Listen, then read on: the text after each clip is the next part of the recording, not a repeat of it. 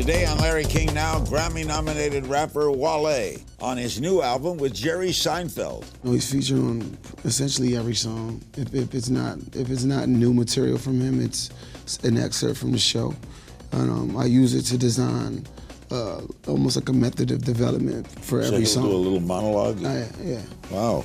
On his struggles with alcohol and depression. Making an album is stressful, man. Like, you guys don't have a clue, like, to be able to do that and deal with, like, you know, it's not an easy task to do, especially when you're competitive and you want to be one of the best. Plus, the girl brought her toy.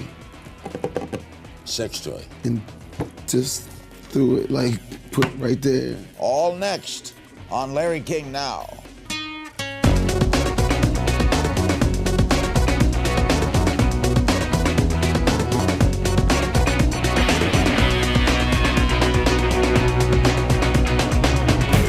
For the last decade, the rapper Wale has been a consistent force in music. His last album, The Gifted, reached #1 on the Billboard 200 chart, and other collaborations with some of the biggest names in music, including Pharrell, Rihanna, Lady Gaga, and Rick Ross. Wale has teamed up with comedian Jerry Seinfeld, of all people, on his new aptly titled album, The Album About Nothing. Good takeoff on the Seinfeld show. You get very personal in this album. Absolutely. A little serious, too? Mm-hmm. I mean, it's what comedy and philosophy go hand in hand. Is this a change for you? Not really. I mean, I think it's more so evolution, you know. It was the proper next step. After The Gifted, I think I had to take it to where it is right now. You rap about drug and alcohol use? I mean, everybody is a part of reality, you know what I'm saying? I didn't glorify it at all. I mean, I just kind of said, you know, this is what I was going through at a particular time. Your music, would you call your music cerebral? No, I would just call it, like, brutally honest at times.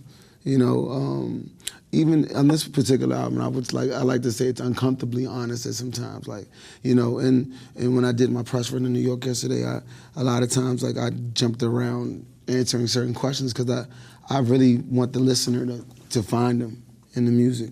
That's like, if this album's about my life and it's a movie about my life, I don't want to give away the plot. I want you to dig and find it. Do you write all your own? Absolutely, of course. No rapper sings other rappers, huh? Some guys get the guy. I mean, I've written for other people, but, you know, I've never had anybody write for me. How did the friendship with our friend Jerry Seinfeld come about?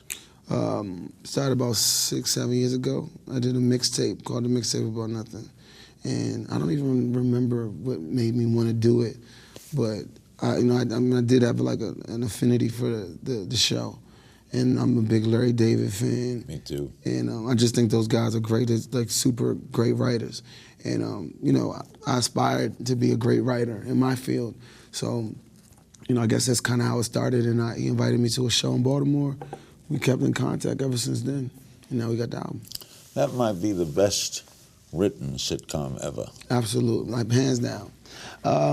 People, you know, harp about the series finale a little bit. Like, you know, that kind of, I have to admit, I wasn't, like, excited about it, but, you know, that episode of Curb, that kind of made it a little bit better. They softened the blow a little bit. I love Curb. Yeah, and that Seinfeld mashup episode was classic. Have you seen the Broadway show? Nah, we was actually trying to see it one night, but like the last couple of months have been hectic. Now, what role does Jerry play on the album About Nothing? Well, he's featured on essentially every song. If it's not new material from him, it's an excerpt from the show. And I use it to design almost like a method of development for every song. Do a little monologue? Yeah. Wow. Mm-hmm. Let's watch a clip of the two of you hanging out in the studio together. When you're a kid, your parents seem like they were ready to do this. But when you have kids, you realize they weren't, and I'm not either, and no one is. But there's not enough time. Ideally, if you could live to be 200, about 130, you'd be, okay, I think I know enough now to do this. So But life is too short. So even if you make plans, you never think you're really ready for marriage. No. No, it's like any growth. You can't be ready for it because it's growth. It's going to be new. It's going to be new. You're going to have a new life. You're going to be a new person. When you get married, I always felt like when I was getting married, I always felt like I'm a planet. And these other women that are kind of moving through this solar system with me. And marriage is like you decide to jump off of your planet across to another planet. And you can only do it when one planet passes real close. That's quite a friendship. Yeah, he's that guy. His outlook is just amazing. Like, I learned a lot about just dealing with what comes with being a celebrity, or getting the public admiration and reaching that level of success. My hat goes off to him. He was just a pleasure to work with. You ever want to act with him? We did a couple sketches, actually. We did a couple sketches. We did one in the diner. It was a pretty dope sketch. Like, if I did, I definitely could see myself like doing like a Judd Apatow kind of like comedy or something like that. I can see that. Larry David or something like that.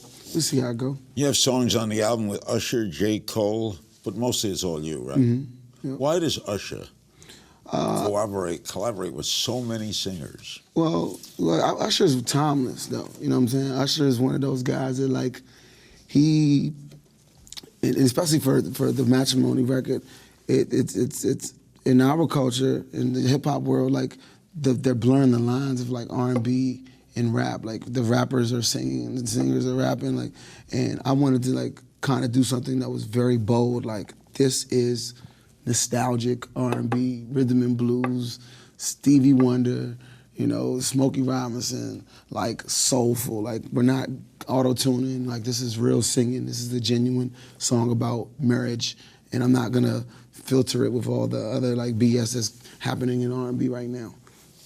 Up next, I'll get Wale's take on the state of the music industry, and we'll talk about his friendship with NBA star Kevin Durant. Stay with us.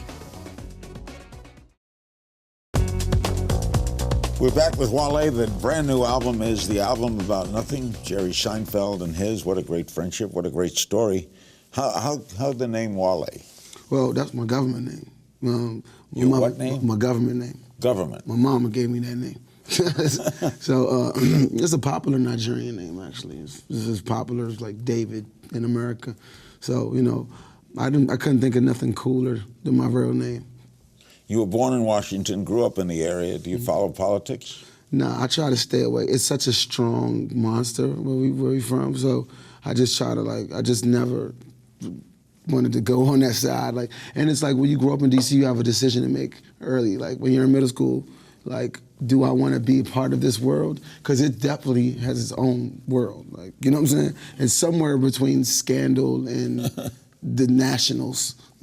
Politics, like, it's somewhere in between there, and you either have that or you have like the outside world that wants to be oblivious to things because their heart can't handle politics.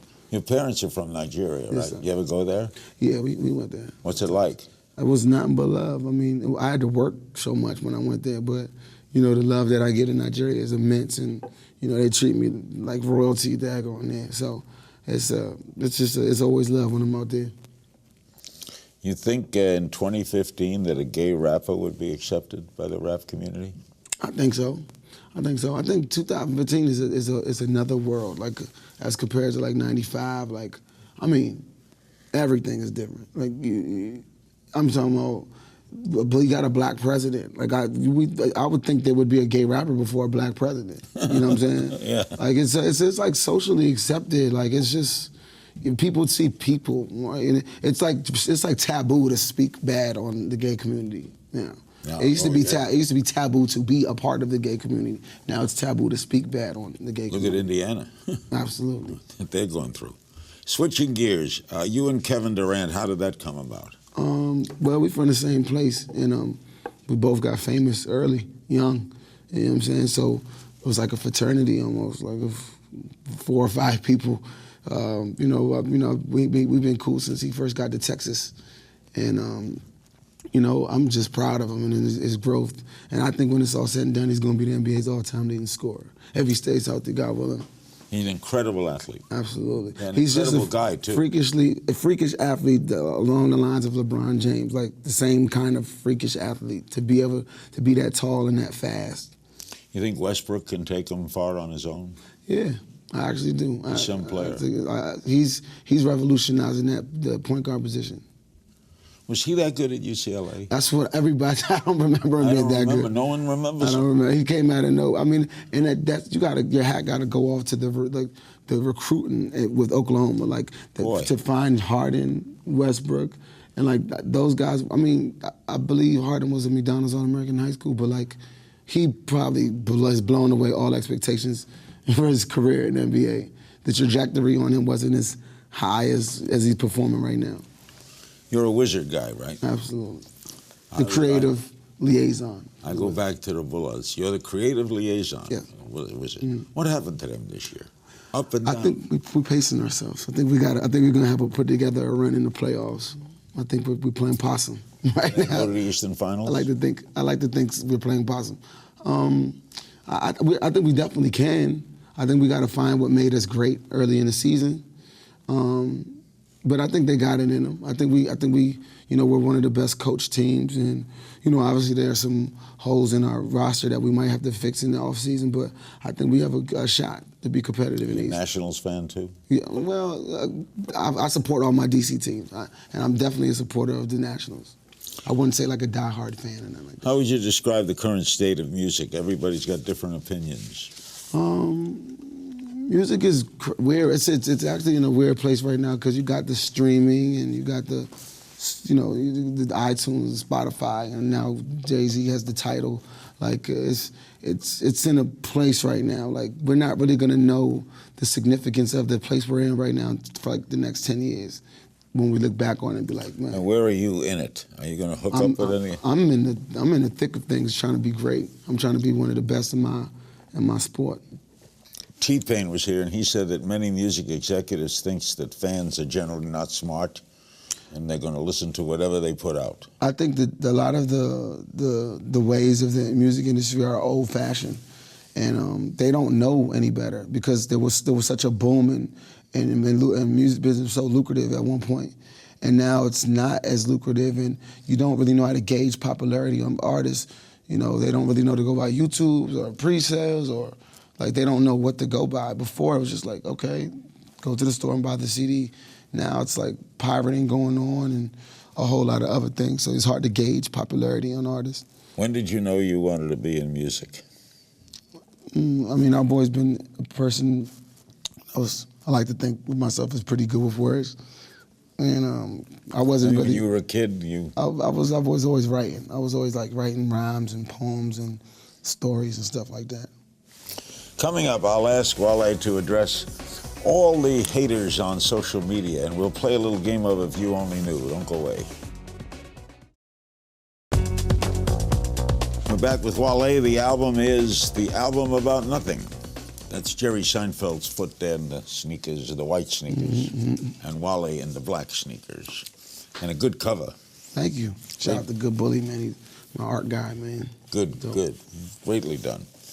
We touched on this at the top of the show, but you told Billboard recently, I was depressed, I wasn't sleeping, I was drinking all day, I didn't have anywhere to go, I couldn't fight it.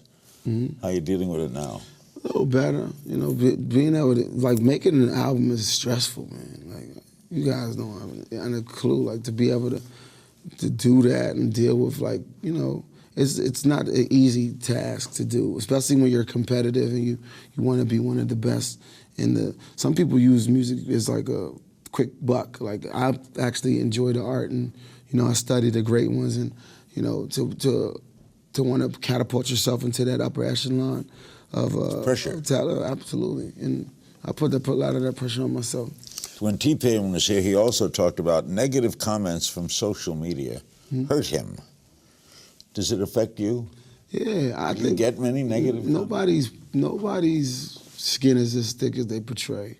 Some people are good at pretending it doesn't bother them, but sometime in the day it penetrates at some point.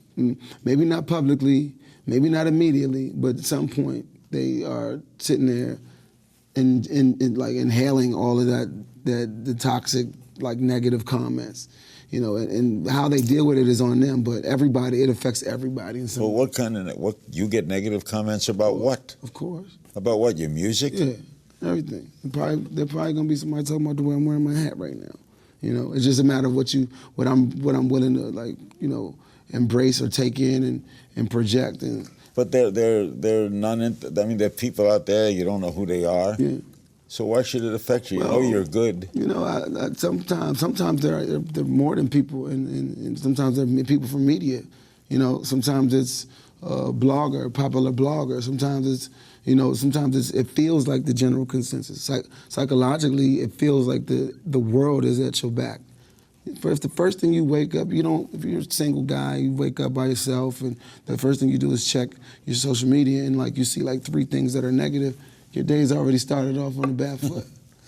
We should have a national discussion on what goes on online. There's no way to stop it. They should have the police, online police or something. Well, we're going to play a little game of If You Only Knew. Mm-hmm. Okay? Remember the first girl you ever kissed? Yes. What was her name? Kalela. In Washington?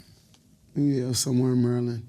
Maryland. School? She's a famous singer now, actually. Really? Small world. Crazy story. Don't want to Tell go me. there. Don't want to go there. I bumped into her in the studio, and I was like, "What are you doing here?" And I Googled her, and I was like, "Oh crap!" And it was. How old were you? 6? I was I was like 7 or something. Wow. A musical artist you like that would surprise us? Jay-Z. Your favorite Seinfeld character besides Jerry? That's a tough one. They're also Jackie Childs, the lawyer. Maybe. I love the lawyer. Favorite Seinfeld episode? The whole thing, man. I couldn't even know where to start, man. Me either. I watch It's too many. It's way too many. It's like the whole thing is just perfect to me. I could literally just watch any episode. Me too, and watch them over. Mm-hmm. Best city to perform in? Other than home, Chicago. Great city. Mm-hmm. If you could have a superpower, what would it be?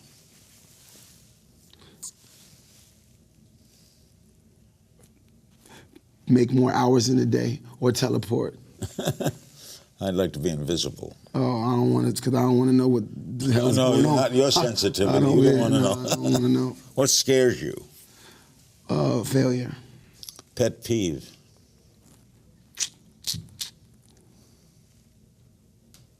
Lazy thinkers. If you weren't rapping, what would you do? Coming for your job.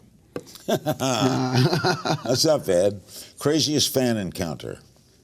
What can I say on here? You can say anything. It's internet. I was doing a meet and greet at Prince George's Plaza, in the store I used to work in when I was younger, and a girl brought her toy. Sex toy. And just threw it, like, put it right there. I was like, "Can you sign this?" I haven't been the same since. Guilty pleasure? Wham. Wake me up before you go. Your most cherished memory? Watching wrestling Saturday morning. That was a great time. Mm-hmm. Do you have any goals beyond just singing? Do you want to be an entrepreneur? I want to get in the wrestling business. Wrestling? Yeah, I want to intern for Vince McMahon. Do you know Vince? Nope. I know him very well. You want to talk to him, handle that? What do you want? You want to hook up with him? Yeah, you can get him on the phone. I'll talk to him for you. Sure. Hey, when we return, we'll wrap things up with some questions from social media. He loves that. Stay with us. We're back with Wale. The album is the album about nothing. You're under the Rick Ross label. How has he influenced your career? Rick Ross is probably the smartest person I know in the music business. He's the person who believed in me. He's the person, if not for Rick Ross, there would be none of this, because I tried to put this together at Interscope and they didn't understand it. So, Ross is And like he works so much that it's scary. It's like he's never not working, and that's like a thing to say, never not working. Like, but his is like scary. Like you want him to be like, slow down, bro. Like take some time off. I got this. But like he's always working around the clock. You ever pinch yourself about your success? Recently, one day, or even more recently, yesterday, the day I dropped my 4th album, I was going to the bathroom and I stumped my toe on something. And for some reason, I just sat on the bed and I was like, I remember stumping my toe, going to a bathroom in my mother's house. And it just like, bro, I just was like in the zone and I was just like, bro, I'm really the first rapper to ever come out of the nation's capital, the most powerful city in the universe. And I'm the first rapper to do that, still, to put out an album. And I'm at the top of the upper echelon of rap, and I'm only 30. That's crazy. Then I went to the bathroom and forgot about it. We have some social media questions. Samantha DeMary on Facebook. As a former NCAA athlete, do you believe NCAA players should be paid? Yes. What school did you play for? Robert Morris University in Pittsburgh. Coach was Joe Walton, the good old smoking Joe Walton. I learned a lot from him. But yeah, I think they should. I mean, you gotta look how much money they're making off those brackets. Like, it's sad. Some of these kids are eating high-end MSG, freaking oodles and noodles at night because they don't have anywhere to. Stupid. You know what I'm saying? At Eldo3 on Twitter, what would you recommend to someone trying to get into the rap industry? You gotta invest in yourself, man. You got to. It's hard to gauge like what's good because like sports is like, okay, I dropped 50 points a game in high school, so I'm gonna go Division I. Then I'm gonna do this. Then I'm gonna be good in college. Now I gotta get drafted. Rap is like, you could just be around 10 other delusional people that think you're good. And then, you know what I'm saying? There's no way. I'm competing with the guy that's in his mother's house right now, like downloading beats off the internet, trying to rap. Like, he's my competition. Jay-Z's my competition. Everybody. It's like you versus the world. You know what I'm saying? Different world. It's different world. Yeah. James Alessi on Facebook. How did you manage to distinguish yourself and become a major artist while based in D.C.? Was it harder than being based? Me and my friends, like, we come from the, like, lower middle class. Like, you know what I'm saying? Like, I grew up in a 1-bedroom house, and then, you know, both my parents, they met in UDC. They had me and my brother, and then we moved to, like, the bottom of the suburbs. Like, pretty much it was the projects, but it was in the suburbs. And the things that I learned along the line, like, and I was in juvenile facility from 6th grade to my senior year in high school. And then I took that, and then I went to a white college to play ball. Then I went to an HBC. So all of those experiences molded me to learn. So I could speak in front of you, I could speak in front of ex-cons, I could speak just like them, with them, and I think that has somehow helped mold me to be the man I am and have the crossover appeal, I guess, to say. Is your brother in the music business? Yeah. What does he do? He does promotions for a couple companies. Scott Stenholm on Facebook. Who will win the NBA MVP? It's tough. It might be Steph, it might be James Harden, or it could be Russell. Ellie on or Facebook. LeBron. My bad. He could always be, but he won't win it this year. And if that was somebody else doing that, they would have won it. Yeah. But I don't think they just want to. You know, it's good for business to give it to somebody else. Chris Paul should be in the mix. You think so? Yeah, he's unbelievable. Oh, what happened to him last night, man? Left his ankle in the stands. Got 20. His ankle is still at the Staples Center. What happened? What do you mean? Steph Curry left his ankle in the stands. It's in the concession stand for sale. Bop, bop. Here's your ankle. I'm going to put it in the stands right now. Steph Curry outplayed him. He just broke his ankle. They left it in the stands, Larry. His ankle is just still there. I mean, he fooled him. Yeah, he fooled him. Blake Griffin had 40. Last night? Yeah. And all they was talking about is Chris Paul's ankle. I love Chris, though. That's my man. And he was poking fun at himself after the game, too. He's a great man. Yeah, he's a warrior on that court. Ellie on Facebook. What was it like working with Tyga and Chris Brown being featured in their new album? Oh, when we was in the studio together, it's exactly how you would imagine a Chris Brown and Tyga session. A lot of girls around everywhere. It was easy to rap around that. The testosterone was at an all-time high in that joint. At James Alessi 22 on Twitter, having been raised by Nigerian parents, how do you feel about the newly elected President Buhari? Again, politics. I think a lot of times, politics is one of them things you have to be very adamant in your beliefs. You can't be. You're not into it. My anxiety can't take it. The more you know, the more screwed up you are. Like I don't seek the truth for that. All right, what's next? You're going to do a big tour for the album? Tour for the album, and hopefully get my internship in Connecticut, Stanford. We're going to work on it. All right. You got it, Wale. Oh, man. I'd like to thank my guest, Wale.